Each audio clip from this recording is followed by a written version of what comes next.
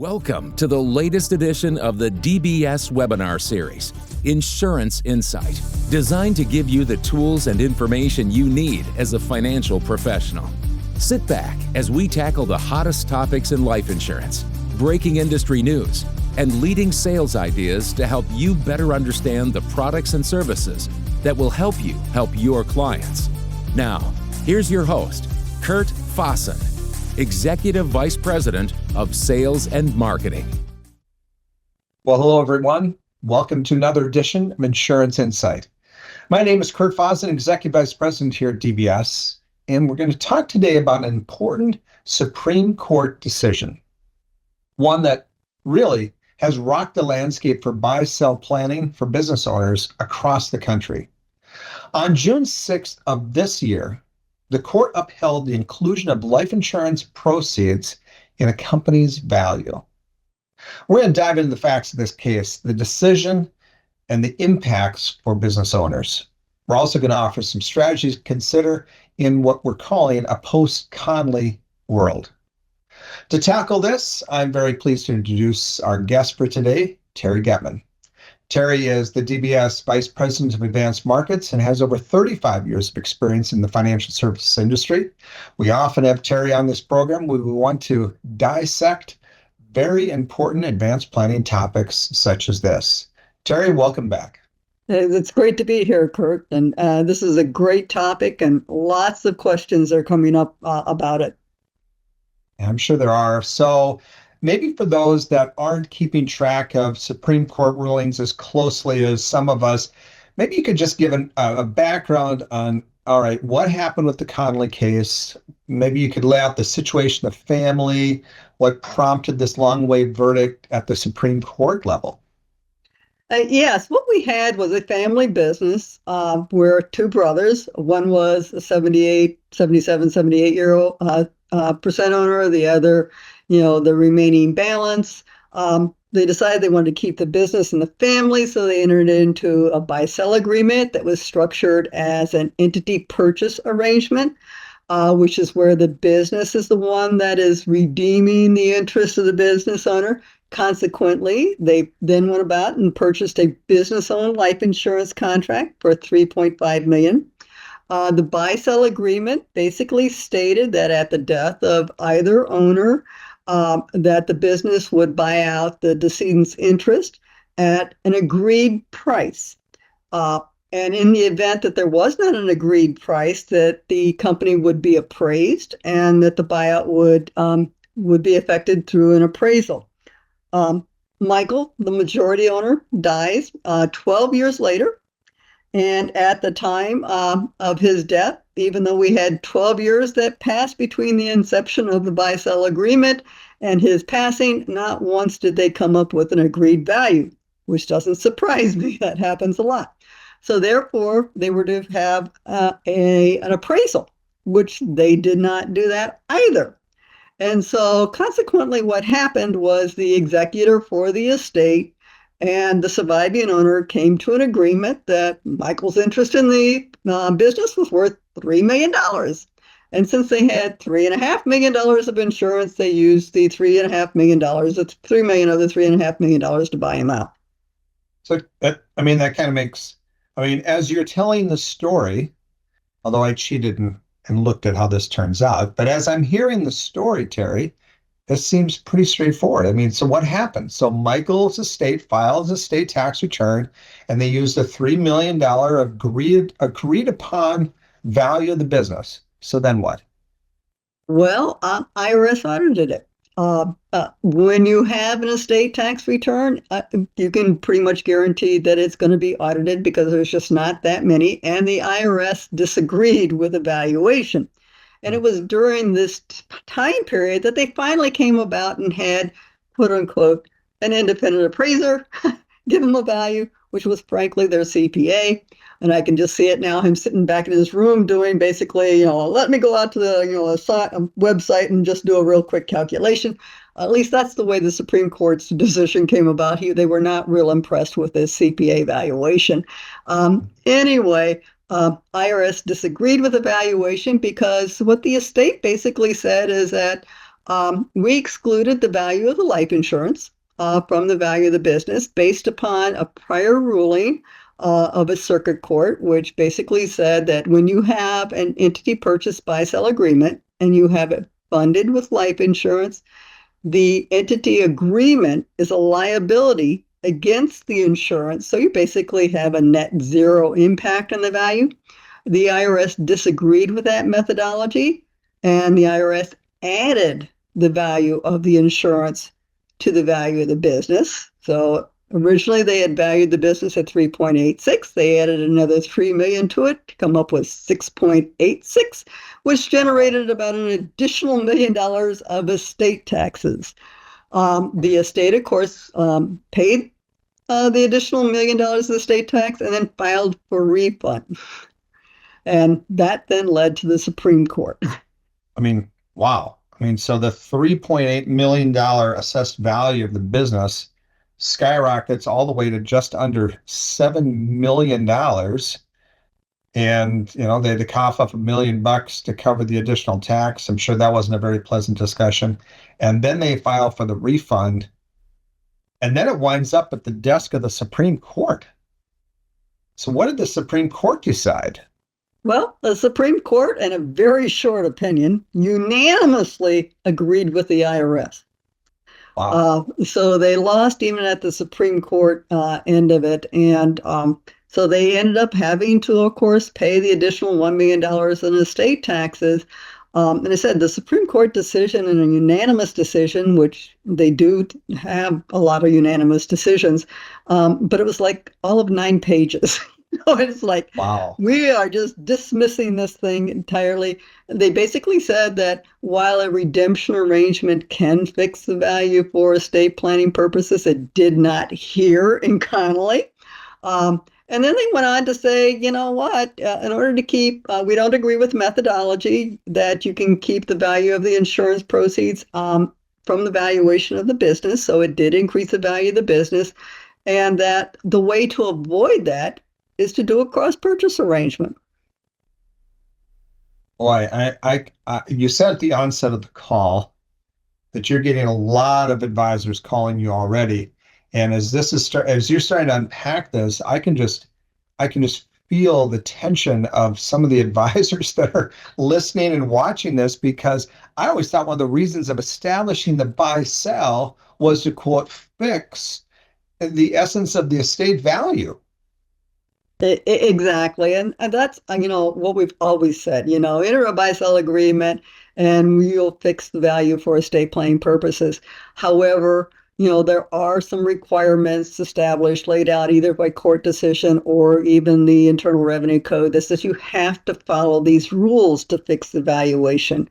And basically, some of the rules are, it must be, the price has to be fixed and determinable. It has to be the same during life and at death. It can't be it has to be a bona fide business transaction, which is not a problem in this particular situation, but it can't be a device to pass a business interest to the next generation for less than full fair market value. And then when you get into family businesses, the rules become even more stringent. And you have to have something that looks like a comparable value that you would have between unrelated parties. And it's always been a question as to just to what extent does a family-owned business have to go to in order to fix that valuation. So it's definitely more difficult in the family situation to fix your business valuation. So it doesn't always fix the valuation. It certainly doesn't in Connelly when you don't even follow the terms of the agreement, which is what happened here. Yeah, no kidding. I mean, 100%. I mean, unfortunately, the Connelly family had the agreement in place and then for whatever reason didn't follow the agreement. Can you elaborate a little bit more on this, Terri? Yeah, there's some key facts that certainly should have been lessons learned from Connelly. First of all, if your clients are going to go about establishing a buy-sell agreement, follow the terms. At least make some half-hearted effort to follow the terms of the arrangement. Yeah. Not once in 12 years did they follow the terms of their agreement. Certainly, we learned that it's harder to fix a value for estate purposes when you have a family member than it is a non-family member. And that, hey, if you're really concerned about the impact that life insurance can have, a business-owned life insurance policy can have on the value of the business, then don't use an entity purchase arrangement. Use some form of cross-purchase arrangement. And that was, he said, Justice Thomas basically said, yeah, I'm not too worried about this. Just use another form of agreement. Yeah. Yeah. Well, okay. So business owners, many of the advisors joining us today have clients who are business owners. What should they be doing with their existing life insurance? That's the question that I am getting asked. Because by and large, you're going to be focusing in on business owners that have current existing business-owned life insurance. And unfortunately, it's very, very difficult to get a business-owned policy out to a co-owner without creating some issues. So the easy option is buy new insurance coverage.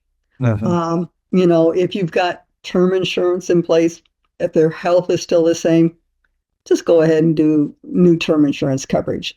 The question then becomes, what do you do with the existing coverage? Well, repurpose it. They may need it for, key person coverage in the business. If they don't need it in the business, maybe we distribute the policy to the insured, which we can do, and the insured can use it for personal purposes. So the big thing that I've been covering with advisors is you can't take a policy that's owned by the business and typically just transfer it to co-owners, because by and large, most small business owners that we're dealing with are taxed as S corporations. And even if they're an LLC, they still may be taxed as an S corporation. So you have to look at what their tax structure is, not necessarily just what their entity structure is. And a transfer from a business to a co-shareholder is a transfer for value, which results in the death proceeds being subject to income taxation. So that is a major E&O claim, a major. So your only options are figuring out if you want to retain the current coverage, what can we do internally within the business, key person coverage, debt liquidation, or can't transfer it to an insured, because you can always transfer to the insured and use it for personal coverage. Yeah, well, that makes sense. Any other problems people should be watching out for, Terri? The main one is that transfer for value issue from getting from point A to point B. I do want to reiterate that by value, we're not looking at the cash value of the contract. You can have a transfer for value, which makes the death benefit subject to income taxation, even on a transfer of a term insurance contract. And it doesn't require that you actually transfer the ownership. The mere transfer of a beneficiary designation. So I've had lots of conversations with individuals. Well, why don't they just change the ownership, the beneficiary to my co-shareholder? Now you've got an insured, you got a business as an owner, and somebody else. That's that old triangular situation, that we've got there. So that's not an option either. So if you've got healthy people. And it's a term insurance contract, which a lot of buy-sell arrangements are structured as term insurance. Just go out and apply for new coverage. That's the easy option. All right. So now we're going to turn back the clock a little bit and go back to the days when I was sitting in a class that you were teaching for CLU, and we're going to walk through. I'm going to try to remember the 3 different types of buy-sell and how they work. And I think we applied to the Connelly world. So let's just start with the traditional cross-purchase buy-sell. What is it used for in this case? Yeah, a cross-purchase buy-sell is the one that Justice Thomas was obviously thinking of. It's the old traditional A owns a policy and is a beneficiary on B, and B is the owner and the beneficiary of the policy on A. Works out great when you have two people. A little bit more complicated when you have three, because now you have to have A owning a policy and being the beneficiary on B and C. So Yep. with more people you got multiplicity of policies. And so, once you really get beyond three owners, it becomes horrible. I can remember one of the first businesses I worked with was a family business where we had 9 family members involved. They wanted to do a cross-purchase arrangement. I said 9 times 8 is 72, if I remember. It's application count week in the agency. Yeah, I guess. I mean, it's not that they can't do it, but boy, keeping track of all that, Jiminy Christmas, that's a lot. That's a lot. All right.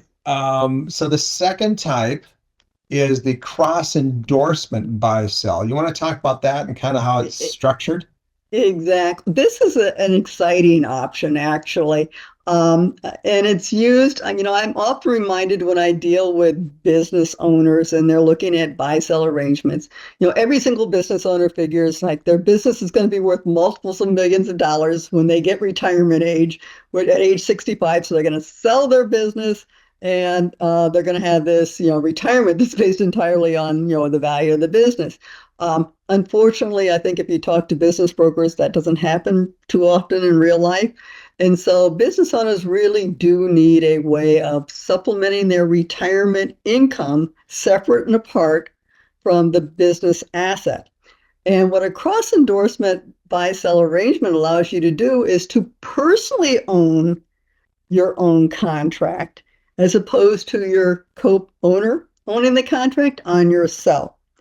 And you are going to collaterally assign or endorse over the death benefit over and above the cash value of the contract, the net amount, to your co-owner.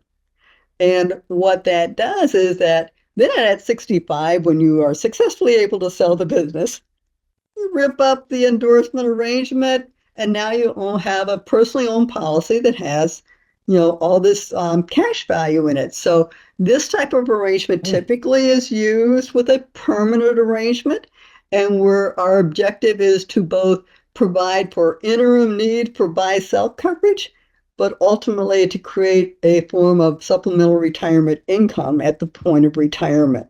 Now, there are some caveats on this cross-endorsement arrangement in that endorsement is also a transfer for value. So one of the exceptions for the transfer for value rule is you need to be a partner in a partnership.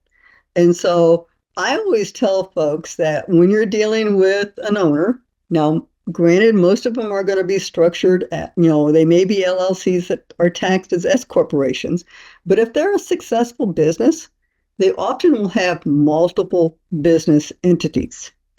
And so, like Chip and Terri, DBS, right? We have the operating unit, which was an S corp, and then we had the building. And so the building is in a separate entity, and buildings typically are in a partnership form of entity. If you've got that going on, you can do this cross endorsement. If you don't, you can always set up a new business entity, an LLC, tax to the partnership, transfer, equipment or computers, whatever, and lease them from that business. Now you have your partnership that you're looking for to avoid the transfer for value issue on that endorsement over. So great option. I'm talking about that option an awful lot because everybody, it seems like one of our most common concept that we talk about is the old LURP. That's what we're doing. Absolutely. We're combining a LURP with a buy-sell.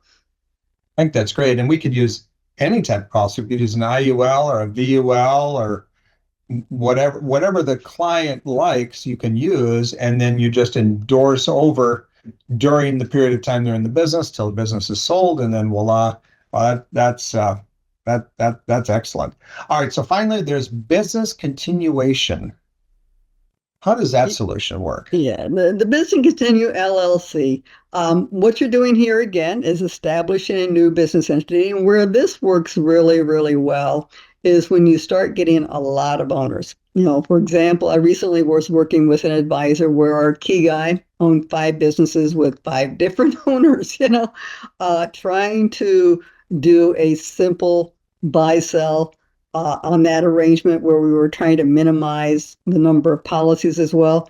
The only option we really had outside of an endorsement buy-sell, the entity buy-sell arrangement, which Connelly basically took that off the board, was to establish a business continuation LLC, to establish a new business with that business now owning one policy on each of, in this case, 7 business owners from 5 different business entities.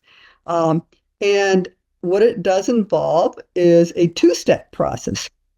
Because with the business continuing LLC, what happens is when you have one person who passes, the insurance, of course, is paid out, and it's then used to pay out his interest, buy out his interest in that new business continuation LLC. And then once that's done, then the proceeds are distributed to the surviving members of that LLC so that they can effect a cross-purchase arrangement of the actual business entity, the working business entity. Yep. So we ultimately end up as a cross-purchase arrangement, but in 2 steps to avoid the multiplicity of policies. Here, because we are setting up an LLC, it's going to be taxed as a partnership. We have our transfer for value exceptions, so we don't have to worry about that. We typically are established in a new LLC. You don't have to. If you happen to have an LLC that doesn't have significant value, you could potentially use that as well, and make all of those people's partners in that LLC. I would say the biggest issue with the business continuation LLC is explaining it to the underwriters. Because an underwriter, they understand cross-purchase, they understand endorsement, entity purchase, buy-sell, but what they don't tend to understand is, okay, now you've got this entity over here that has no value and it's brand new, and they automatically think that that's the entity that you're trying to establish the buy-sell for, as opposed to a totally different entity. So in this type of arrangement, you absolutely have to do a cover letter. You absolutely have to cover. And if we need to help you do that cover letter, I have written many a cover letter, so not a problem. Yeah, absolutely. Well, as I'm sitting here thinking, when I've met with advisors over the years, the majority of advisors have clients who own businesses, right? Whether they work with them on a professional level or not is another matter, but they have clients or potential clients that own businesses. And I think when something like this happens, now thank goodness Connelly doesn't happen every day, but when something like this happens, they need help understanding what this all means. And where's the opportunity for the business clients? And it frankly can become overwhelming and almost paralyzing. But this is a big opportunity in the marketplace. So maybe you can talk just a little bit about where advisors can look for some help. Yeah, your focus is going to want to be on those situations where you have an entity purchase, that is, the business is the buyer and the buyer of the business, funded with business-owned life insurance. That is the bullseye of the Connelly decision. So, and I would suspect, especially in businesses that were looking for simplicity, one policy per person. In situations, I know as a matter of fact that, when advisors pre-Connelly were calling me in and we were looking at, okay, I want to set up a buy-sell arrangement, but I don't have a buy-sell agreement, I would always say, well, do you have an operating agreement? Typically, the operating agreement had a provision that talked about what would happen in the event of a death of an individual, and that almost always said the business would buy. Right. So we'd use that as the buyout, or if they had nothing, we'd say, so how much are you taking in income? And 10 times that for key person coverage, we'll just buy some key person insurance and use it for buy-sell. So after we've got this all in place, we'll have the funding and go out to your legal counsel and get a buy-sell agreement. So I'm going to suggest that a lot of your business owners probably have entity buy-sell structures that they need to be looking at. So that's a clear bullseye. Family businesses, even more of a heightened risk because while they may have a buy-sell agreement, they may be thinking, this is going to fix the value for estate purposes, and it may the value it may fix is likely not. They were not contemplating the insurance being part of that, and so that is an issue.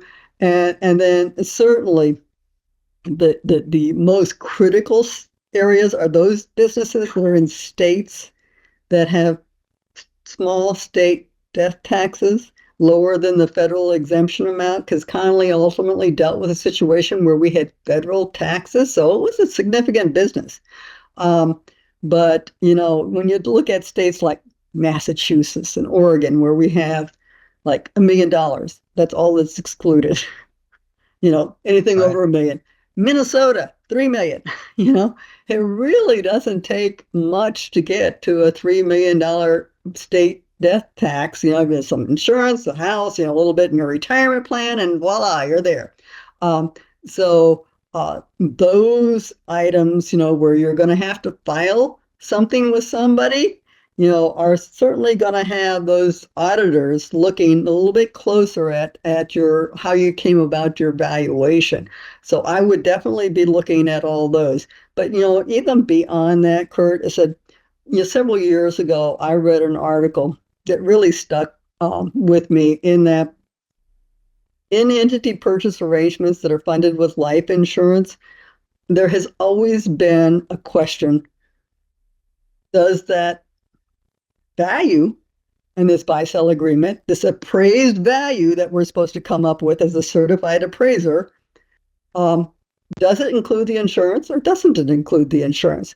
And in most situations, it's totally left blank. The attorney's written the document, the insurance person has bought the insurance, and the two haven't met. And so we have left it up to an appraiser who was not part of this process at all to figure out, do I include the insurance or do I not include the insurance? And you know what? Even if they don't have a tax situation, somebody is going to be disappointed by whatever the appraiser decides. Right. So any form of entity purchase buy-sell agreement should really be looking at when funded with life insurance, regardless of, I don't need to worry about estate taxes. It should be looked at because somebody's going to be surprised if one party is looking at it should have included the insurance and the other party is saying, hey, I don't have to worry about the insurance value. So lots of things that need to be considered.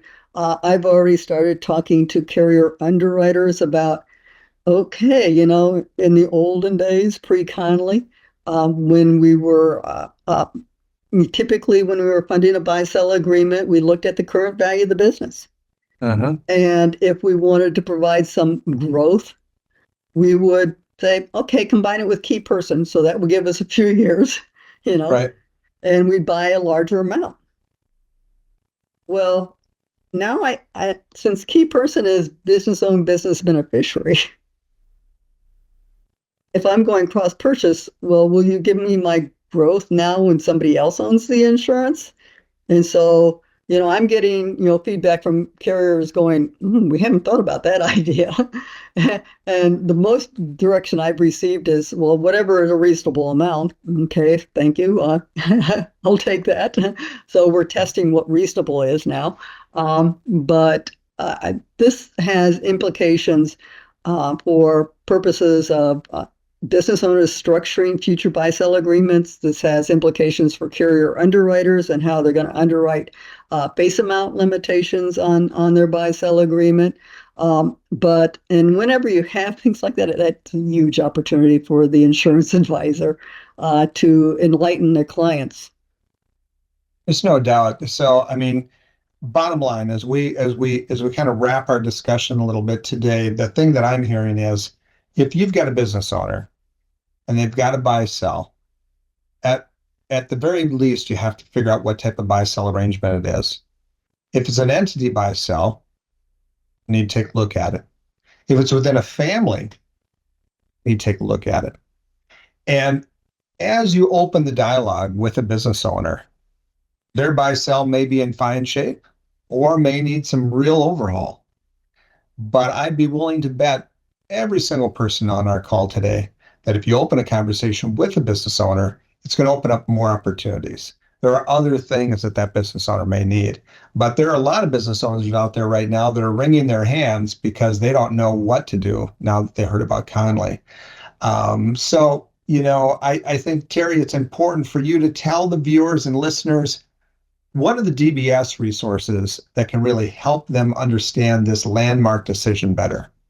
Yep. Well, we certainly have several pieces that, I've written that's available for you. Of course, I am known for the attorney that returns phone calls. Feel free to give me a call anytime. I can be on the phone talking to you. I can talk to you and your client. I can review, the operating agreements and buy-sell agreements and tell you, what it is that they have. So all of those things. And of course, we also have some carriers that provide some great services, such as informal business valuation. I've used that as a door opener for a lot of businesses, because most business owners, while they tend to look at the value of their business as their retirement, the business is my retirement. Have you ever heard of that saying, right? Mm-hmm. They then have no idea what the value of that business is. So a great first step is getting an informal business valuation. Yeah, absolutely. And you're right, Terri. I mean, one of the cornerstones of DBS is we help to make it easier for every single person in the process, whether it be you, the advisor, or your clients. We're really here to be your resource. So whether it be reaching out to Terri and looking through some of the materials that she's developed or talking to her one-on-one with your client, we're here to help. If you have questions on how to get a hold of us, reach out to your regional sales director or your case design analyst. They can funnel you right to Terri. And obviously on the website, you can see here the information that Terri was referring to. Terri, thanks again for joining us. Any final words for the audience today? Well, it's a great time. We've been talking about estate taxes for a long period of time. This is another item that we can add to our repertoire and talking to clients and talking to them about the value that life insurance can provide to offset some of the risks that their business owners would otherwise face. Absolutely. Terri, thanks again. Good to have you as always. And thank you everyone for joining. It's great to have you with us again at another edition of Insurance Insight. Until next time, be well, stay safe. We'll see you real soon.